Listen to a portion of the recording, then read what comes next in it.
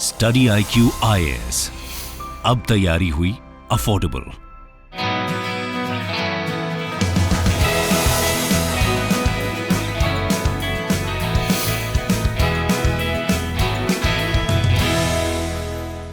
नमस्कार दोस्तों, study IQ में आपका स्वागत है। जैसे कि आप सबको पता है, mains answer writing UPSC examination में रैंक लाने के लिए एक बहुत इंपॉर्टेंट स्टेप है। आज इसी पे चर्चा करने के लिए मेरे साथ जुड़े हैं राकेश सिंह, जो हमारे आंसर राइटिंग के हेड है। यहाँ पे पिछले कुछ समय से आंसर राइटिंग देख रहे हैं। वेलकम राकेश। Thank you. तो सबसे पहले मैं आपसे एक सवाल पूछना चाहूँगा राकेश, की आंसर राइटिंग यूपीएससी एस्पिरेंट के लिए कितना इंपॉर्टेंट है? जब से मेंस शुरू होता है उसके बाद से बच्चों को आंसर्स ही बताने हैं, चाहे वो रिटन फॉर्म में हो या वर्बल फॉर्म में हो। मेंस में सारा का सारा फोकस है रिटन फॉर्म में आंसर्स लिखना। एंड वहाँ पे अगर हम वेटेज देखें आंसर राइटिंग का 1750 मार्क्स, अगर 2100 मार्क्स के पेपर हो रहे हैं टोटल, अगर इंटरव्यू के बाद जो पूरा सिलेक्शन का पैनल बनता है तो उसमें 1750 मार्क्स का आंसर राइटिंग है। तो ये तो एक बहुत ही बड़ा इंपॉर्टेंट हिस्सा है। अगर आप इसको अगर इग्नोर ही नहीं कर सकते, अगर आपने इग्नोर किया तो सारा का सारा आपका जो सिलेक्शन है वो जियो पड़ जाएगी। सिलेक्शन, रैंक, हर चीज जी है एकदम से बैक बर्नर पे आ जी जाती जी है। जी अगर हम बात करें एक ट्रेंड की, कि आंसर राइटिंग के लिए हम देखते हैं कि कुछ ट्रेंड पिछले सालों से चेंज होता आ रहा है। 2013 में पैटर्न चेंज हुआ था, जी एंड उस पैटर्न चेंज होने के बाद से लेके अभी तक 2022 तक अगर हम बात करें, तो हमारा थोड़ा सा ट्रेंड हर साल कुछ ना कुछ चेंज होता दिख रहा है। तो इस पे आपका क्या कहना है? इस पे आप क्या टिप्पणी करना चाहेंगे? देखिए, एक तो चीज़ है कि जब हम यूपीएससी के लिए प्रिपेयर कर रहे हैं, जो बेसिक है, हाँ जी। बेसिक के साथ करंट को, दोनों चीज़ों को हम प्रिपेयर करें। हम्म। एंड यूपीएससी हर साल कुछ ना कुछ नया करती रहती है। अब अगर रीसेंट ईयर की बात करें, 2022 के जो क्वेश्चंस थे उसमें यूपीएससी ने पेपर 2 में नई चीज़ें ऐड की हैं, जैसे केस लॉज। केस लॉज पहले इतना डायरेक्टली नहीं पूछती थी, इस बार उस पे उसने केस लॉज पे फोकस किया। उसके पहले मिक्स एंड मैच मिक्स रहता था कि चीज़ें करंट एंड स्टैटिक बेस्ड रहती थी।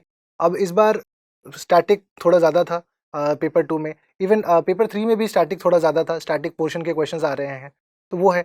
इस बार एक नई चीज़ जो हुई है वो एथिक्स के पेपर में। Ethics okay. के पेपर में खास करके पहले आते थे शॉर्ट क्वेश्चंस होते थे, इस बार डिस्क्रिप्टिव क्वेश्चंस इतने बड़े थे कि टाइम टेकिंग हो सकता था बच्चों के लिए। ठीक है। क्वेश्चन पढ़ के उसको डिड्यूस करना कि एग्जैक्टली वो पूछ क्या रहे हैं, एक पैरा फॉर्म में क्वेश्चन आ गया। तो हमेशा इसके लिए तैयार रहना है। तो पैटर्न जो है वो धीरे-धीरे चेंज होता दिखता है। कभी करंट अफेयर्स ज़्यादा पूछ लेते हैं, कभी स्टैटिक ज़्यादा पूछ लेते हैं। तो हमें हर फ्रंट पे तैयार रहना है, क्योंकि एक-एक मार्क्स हमारे यूपीएससी के लिए काफ़ी इंपॉर्टेंट है। जी तो इसमें अगर हम बात करें एक नए एस्पिरेंट की, जैसे ही एक स्टूडेंट जो है हमारे प्रोसेस के साथ जुड़ता है, यूपीएससी की तैयारी शुरू करने लगता है, तो उसको किस-किस चीज़ का ध्यान रखना चाहिए जब वो आंसर राइटिंग की प्रैक्टिस शुरू करता है? देखिए, सबसे ज़रूरी है कि वो जो बेसिक्स है हुँ, कि हुँ। आंसर लिखना कैसे होता है, वो समझे पहले। ठीक है। एंड उसके साथ-साथ वो लगातार चीज़ों को रोज़ लिखे। हुँ, हुँ। अगर रोज़ एक-एक आंसर लिखता है और पूरे अपने ड्यूरेशन के साथ पूरे जो उसकी जो प्रिपरेशन की ड्यूरेशन होती है, तो उस दौरान अगर वो 1 साल, डेढ़ साल जो टाइम इन्वेस्ट करता है, तब वो एक अच्छा फाउंडेशन बना लेगा। इसमें अगर मैं एक काउंटर आर्ग्यूमेंट देने की कोशिश करूं, कि जैसे हमारा, आपने कहा रोज एक आंसर, तो कभी कभी ये भी कहा जाता है कि जब अभी तक नॉलेज ही नहीं आई, या अभी तक जब तक उसने पढ़ाई नहीं करी, तब वो कैसे आंसर लिखने लग जाए? पहले उसको एक सब्सटेंशियल सिलेबस जो है कवर करना जरूरी है। क्या आपको ऐसा नहीं लगता? अगर हम रोज़ पढ़ रहे हैं, हम्म। रोज़ पढ़ने के बाद हमारे पास एक ना एक टॉपिक होती है जिसके बारे में हमारे पास कंटेंट होता है। हम शुरुआती के दौर में हम ये नहीं कहते कि आप यूपीएससी के लिए बहुत ही बढ़िया आंसर लिखिए। शुरुआत के दौर में आप अपने आइडियाज़ को स्ट्रक्चर करना सीखिए। ठीक बात एंड है। Answer writing is mostly structuring of the content. अगर हम ये इस पे फ़ोकस करें कि अब हम कैसे एक कहीं से शुरुआत करके हम कहाँ एंड कर सकते हैं। एंड यूपीएससी में सिर्फ शुरुआत और एंड ही नहीं है, हमारे पास कंटेंट बहुत सारा होता है। उस क्वेश्चन के हिसाब से, तो उस पूरे प्रोसेस में आप ये सारा चीज़ कर सकते हैं कि उस क्वेश्चन के हिसाब से आप कोई भी एक क्वेश्चन ले लीजिए या आपने जो पढ़ा है वो लेके आप उसमें अपने आइडियाज़ को स्ट्रक्चर करके लिखिए और एक वर्ड लिमिट रख लीजिए अपने लिए। ठीक। तो आप उस प्रोसेस में आ जाएँगे एंड आप ओवर द पीरियड इसमें बहुत इम्प्रूवमेंट आएगा। तो जैसे कि हम देखते हैं कि हर एक नए बच्चे के लिए आंसर राइटिंग करना वो एक बहुत बड़ा चैलेंज हो जाता है। एक तरह से उसको कुछ फियर लगता है, क्योंकि स्कूल में हो सकता है इतने आंसर्स ना लिखे हो, या अगर हम कॉलेजेस की भी बात करें तो उसमें आंसर राइटिंग कंप्लीटली डिफरेंट होता है as compared to UPSC. And UPSC में एक और चीज़ बहुत इंपॉर्टेंट जो हमने देखी है, कि इंटर रिलेशन या इंटर लिंकेजेस काफ़ी ज़रूरी हैं। कि हो सकता है डायरेक्ट क्वेश्चन ना पूछा जाए, आपका पेपर 1, पेपर 2, पेपर 3 के कुछ कुछ पोर्शन से लेके क्वेश्चन पूछा जा सकता है। जी। इसमें ही अगर हम अपने नेक्स्ट सवाल की ओर बढ़े, तो बीच में एक जो है दौर चला था जहाँ पे फ्लो चार्ट्स, डायग्राम्स काफ़ी ज़्यादा कहा जाता था कि हर क्वेश्चन में आप एक फ्लो चार्ट बनाइए, एक डायग्राम बनाइए। तो आपके हिसाब से उसकी क्या रेलेवेंस है आज की डेट में? चीज़ें अलग-अलग टाइम पे सब रेलेवेंट हो सकती हैं। अगर एक बच्चा जब वो शुरुआती दौर में आंसर लिख रहा है, तो उसके पास इतनी अंडरस्टैंडिंग नहीं होगी कि वो फ्लो चार्ट और जो भी इन्फोग्राफिक्स या ये सारी चीज़ें इम्प्लीमेंट कर पाए। और ये उस समय भी टूल यूज़ किया जा सकता है जब आपने पूरा का पूरा कंटेंट समझ लिया है, आप चीज़ों को रिलेट कर पा रहे हैं एंड तब अगर आपके पास कहीं टाइम की शॉर्टेज हो, मेंस एग्ज़ाम में आपको 2-3 घंटे में आपको 20 आंसर लिखने हैं, which gives you hardly around 7 to 8 minutes for a 10 marker and 11 minutes for a 15 marker. Correct. तो अब वहाँ पे क्या होता है कि आपके पास आपने अगर पहले 15-20 क्वेश्चन में ज़्यादा टाइम 15-20 में से 15 क्वेश्चन में अगर ज़्यादा टाइम लगा दिया, तो आखिर के क्वेश्चन में टाइम कम बचा है। हम्म, तो वहाँ पे आप फ्लो चार्ट से आप चीज़ों को इम्प्रोवाइज़ करके दिखा सकते हैं। वरना अगर हम यूपीएससी की जो कोर डिमांड है, वो देखें तो यूपीएससी ने कहीं भी किसी को ये नहीं कहा कि आप लिखिए। करेक्ट। यूपीएससी के किसी भी गाइडलाइन में नहीं है कि आप इन्फोग्राफिक्स बनाइए। हम्म, इन्फोग्राफिक्स आपके अंडरस्टैंडिंग को ज़्यादा बेहतर बता सकती है कि आपको उस कंटेंट के बारे में या उस क्वेश्चन के बारे में कितनी बेहतर अंडरस्टैंडिंग है। एंड एग्जामिनर को भी रिलेट करना काफ़ी ज़रूरी जी। है। ऐसा नहीं कि आप हर क्वेश्चन में इन्फोग्राफिक्स या डायग्राम्स बनाते चले एंड एग्जामिनर को नहीं समझ आ रहा कि इसका रेलेवेंस आखिरकार है क्या, तो वो एक तरह से काउंटर प्रोडक्टिव भी हो सकता है। राइट। तो I think the right strategy is कि जिस क्वेश्चन में रिक्वायर्ड है, जिस क्वेश्चन में रेलेवेंट है, उसमें बनाएं एंड जिसमें नहीं है उसका एक आप पैराग्राफ में या बुलेट पॉइंट्स में सीधा सीधा आंसर लिखे, तो मैक्सिमाइजेशन ऑफ मार्क्स यहाँ पे हो सकते हैं। जी। नेक्स्ट अगर हम बात करें अब स्टडी आईक्यू के लाइव फाउंडेशन बैच की, तो जैसे कि हमने डिस्कस किया कि आंसर राइटिंग एक काफ़ी इंपॉर्टेंट कंपोनेंट है, तो हम स्टडी आईक्यू में ऐसा क्या कर रहे हैं जिससे बच्चों की हेल्प हो सके as far as answer writing is concern? Study IQ में जो आंसर राइटिंग प्रोग्राम है, इसको हाँ जी। हमने ऐसे डिवाइड किया हुआ है कि हर रोज क्लास के बाद फैकल्टीज क्लास में एक क्वेश्चन देते हैं बच्चों को। बिल्कुल। ठीक है।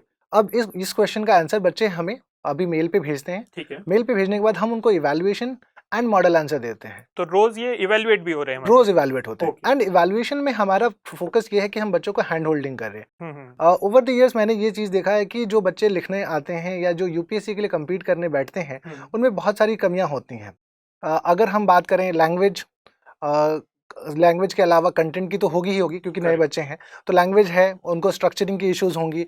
तो हम फ्लो शुरुआत नहीं आ पाता, मतलब हाँ, ये भी फ्लो हमने सारी काफी बार चीज़ें। देखा है। तो Correct. ये हम हैंड होल्डिंग में बच्चों को हर एक एस्पेक्ट पे हम बताते हैं कि आपने ये यहाँ पे ग्रामेटिकली इनकरेक्ट लिखा। ठीक है। और हमें ये समझ में आया है कि अगर हम अगर हमारे पास 10-12 महीने हैं, हाँ हम जी। इस समय में बच्चों को ये सारी एस्पेक्ट्स पे बता दें, तो बच्चों के पास एक अच्छा खासा टाइम रहेगा जिसमें वो बच्चे इंप्रूव कर पा रहे हैं। ठीक बात है। यूजुअली क्या होता है कि आप देखें कि यूपीएससी प्रिपरेशन के दौरान मोस्ट ऑफ द बच्चे जो होते हैं, अगर मैं बात करूं कि 70 टू 80% जो बच्चे होते हैं, वो जब तक प्रीलिम्स क्लियर नहीं होता वो आंसर लिखने नहीं बैठते। बिल्कुल सबसे बड़ी दिक्कत होती है। सही बात है। बाकी अगर आप और इंडस्ट्री में कंपेयर करें, तो फाउंडेशन कोर्स में कहीं भी कोई स्ट्रक्चर्ड आंसर राइटिंग नहीं करवा रहा है। बिल्कुल ठीक ठीक बात है। तो स्ट्रक्चर आंसर राइटिंग से मेरा क्या मतलब है? मेरा मतलब ये है कि जब हम स्ट्रक्चरिंग करके बता रहे हैं, तो बच्चों को हम ऐसे ही नहीं कि पहले दिन ही उनको हम ऐसे कीवर्ड दे रहे हैं जिससे कि उनको समझ में ना आए कि लिखना क्या है, ठीक बात है। या उनके पास कंटेंट ना हो और हम उनसे ऐसे क्वेश्चन पूछ दें जहाँ पे इंटरलिंकिंग की जरूरत हो। बिल्कुल। तो हम एक ग्रेजुअल अप्रोच में चल रहे हैं, जहाँ पे हम उनको एक इनिशियली बेसिक क्वेश्चंस देते हैं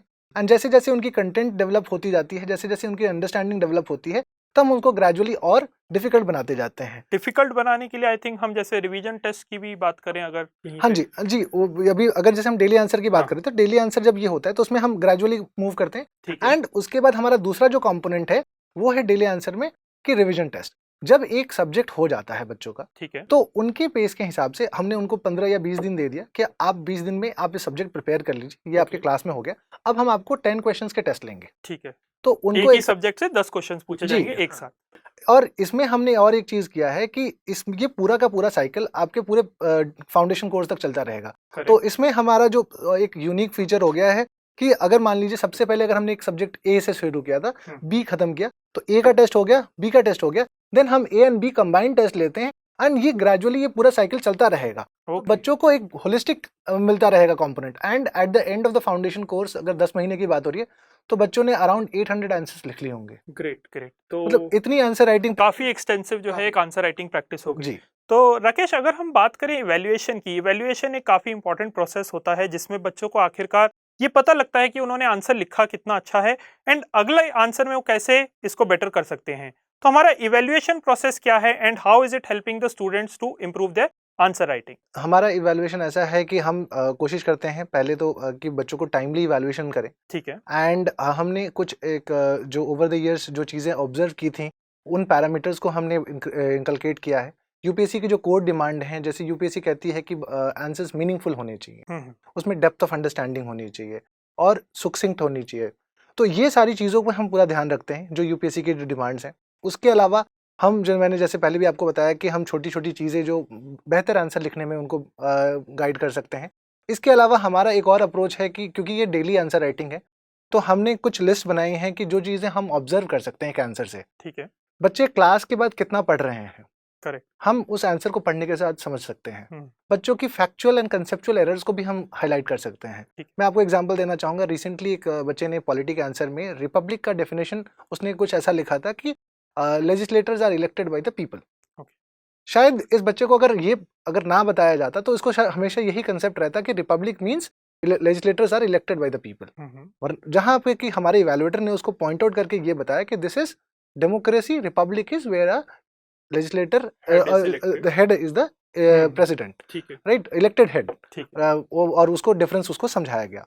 बच्चे ने उसको इम्प्लीमेंट किया एंड ये सारी चीजें उसके प्रीलिम्स में भी काम आएंगी। बिल्कुल ठीक बात। तो हम इन सब एस्पेक्ट्स पे भी काम कर रहे हैं एंड हमारी कोशिश है कि 24 घंटे के अंदर हमारे पास जो कॉपीज आती हैं, जिस वॉल्यूम में भी आ रही हैं, हम उनको 24 घंटे के अंदर में इवैल्यूएट करके बच्चों को मॉडल आंसर के साथ देते हैं। ओके। एंड फैकल्टीज भी अगले दिन क्लास में मॉडल आंसर डिस्कस करते हैं। तो ये पूरा का पूरा प्रोसेस है हमारा इवैल्यूएशन का। आइए बच्चों, अब हम देखते हैं कुछ ऐसे सैंपल कॉपीज जो हमारे इवैल्यूएटर्स ने चेक किए हैं एंड उनसे हमारे फाउंडेशन स्टूडेंट्स का काफी फायदा हुआ है।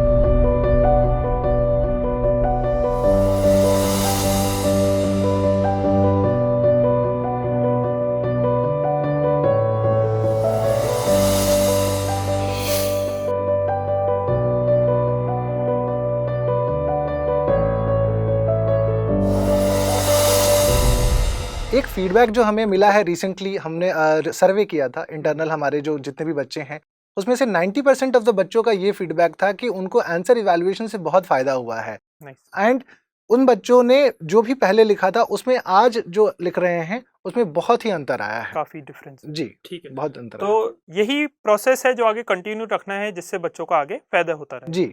तो अगर इसको हम समराइज करें तो जैसे एक बच्चा जिसने शुरुआत ही की अभी तैयारी करने की, तो पहले वो एक डेली आंसर लिखेगा जिस पे उसका फोकस जनरली रहेगा कि उसकी लैंग्वेज बेटर हो, उसका कम्युनिकेशन बेटर हो, जो भी उसने पढ़ा है वो थॉट प्रोसेस उसका बन के आंसर्स वो लिख सके एंड धीरे धीरे वहां पे वो टाइम मैनेज भी कर सके। Then over a period of time revision test जो हम रेगुलरली ले रहे हैं after the completion of a particular subject, वहां पे वो डायग्राम्स धीरे धीरे एक नेक्स्ट लेवल आएगा, वहां पे वो इंटरलिंकेज करने की कोशिश करेगा आंसर्स की एंड फिर उसकी एक कंप्लीट प्रिपरेशन धीरे धीरे होती चली जाएगी। जी हाँ, और इसमें एक चीज मैं ऐड करना चाहूंगा कि हमारे यहाँ पे एक और जो अलग चीज है उसमें क्या है कि हम बच्चों के साथ रेगुलर सेशंस लेते हैं। करेक्ट। रेगुलर सेशंस में हम बच्चों को दिखाते हैं जिसमें इट्स पार्टिसिपेटरी है, बच्चे भी पार्टिसिपेट करते हैं।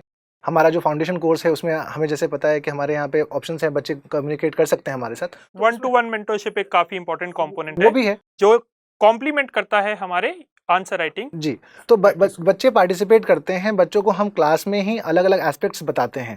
तो जैसे टेल वर्ड्स होती हैं, बहुत सारे बच्चों को ये पता ही नहीं होता कि किस टेल वर्ड से कैसे हमें आंसर लिखना है, तो उसके सेशंस होते हैं। हम उनके साथ डिस्कस करते हैं कि आप इंट्रोडक्शन को किस किस अलग अलग तरीके से लिख सकते हैं, किस क्वेश्चन में कौन सा इंट्रोडक्शन होना चाहिए था।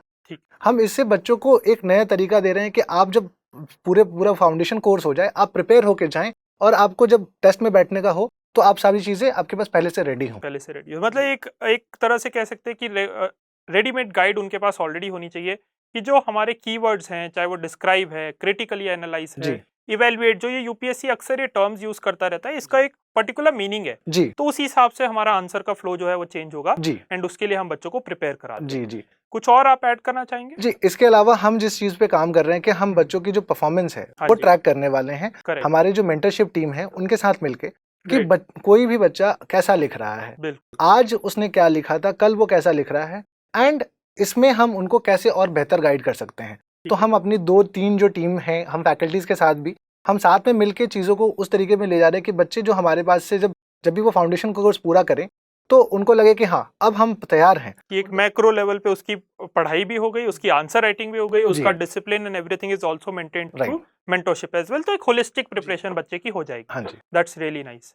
ठीक है Rakesh, thank you so much. तो ये था स्टूडेंट्स हमारा आंसर राइटिंग प्रैक्टिस के बारे में एक छोटा सा सेशन। अगर आप हमारे आंसर राइटिंग प्रैक्टिस सेशन में ज्वाइन करना चाहते हैं तो हमारे फाउंडेशन कोर्स में आज ही एनरोल करिए। नीचे दिए गए डिस्क्रिप्शन में क्लिक करिए या नंबर पे आप कॉल करके इस प्रोग्राम के बारे में और जानकारी ले सकते हैं। Thank you. Study IQ IAS, अब तैयारी हुई अफोर्डेबल।